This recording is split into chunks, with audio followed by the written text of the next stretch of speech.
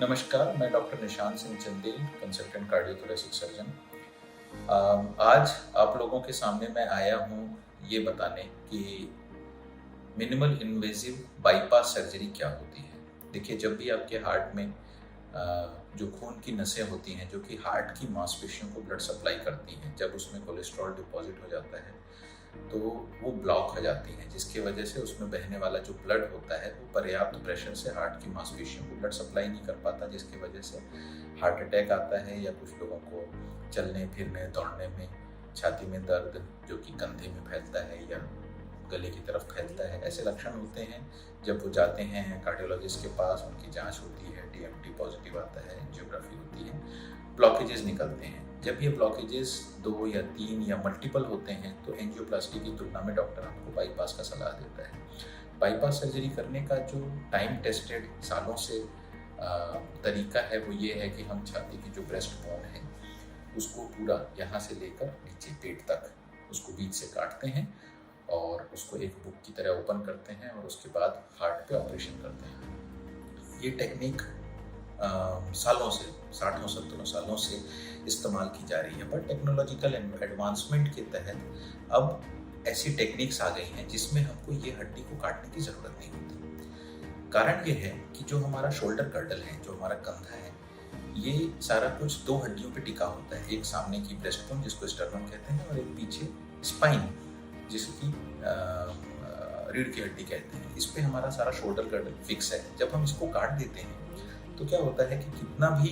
Proper alignment हो, इसका mechanics derange हो जाता है और इसके वजह से बोन हील होने तक कोई हैवी काम करने की परमिशन नहीं होती है। कम से कम 2 महीने आप गाड़ियाँ नहीं चला सकते, बाइक नहीं चला सकते, हैवी सामान नहीं उठा सकते, माएँ बच्चों को नहीं उठा सकती, लोग नहाने धोने में, घूमने फिरने में उनको बहुत सारे रेस्ट्रिक्शंस करने होते हैं और इवेंचुअली पूरा नॉर्मल फंक्शनैलिटी आने में करीब 6 महीने का समय लग जाता है। बहुत सारे जो मोटे लोग होते हैं, जिनको डायबिटीज़ होती है या जिनकी बोन्स में कैल्शियम की मात्रा कम होती है, उनमें बोन हीलिंग नहीं होती, हड्डी हील नहीं होती और वो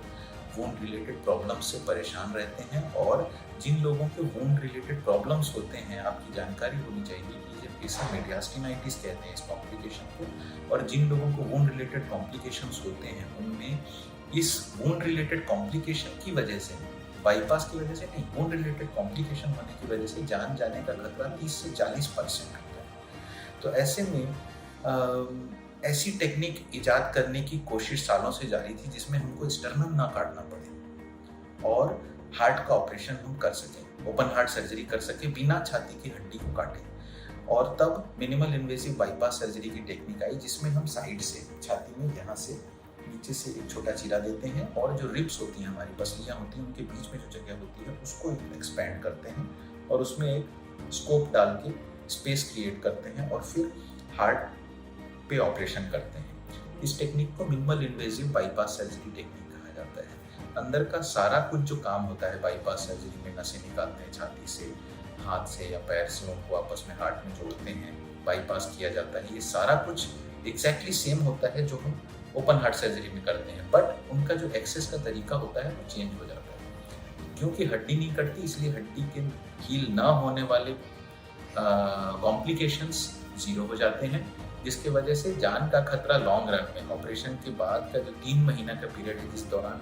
वुंड इन्फेक्शन होकर कई पेशेंट्स परेशान होते हैं, वो वाला चीज़ 0 हो जाती है। प्लस क्योंकि हड्डी नहीं कटती इसलिए रिजम्पशन टू वर्क, मतलब आप अपने ऑफिस में अपने काम पर जल्दी वापस जा सकते हैं। मेरे अनुभव में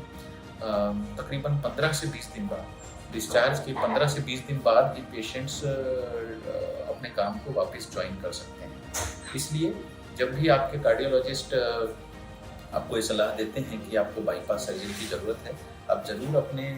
सर्जन से डिस्कस करिए कि क्या ये सर्जरी मिनिमल इन्वेजिव टेक्निक से, मतलब छोटे से चीरे से दूरबीन के द्वारा की जा सकती है या नहीं। इससे आपकी जो ऑपरेशन में रिकवरी है और ऑपरेशन के बाद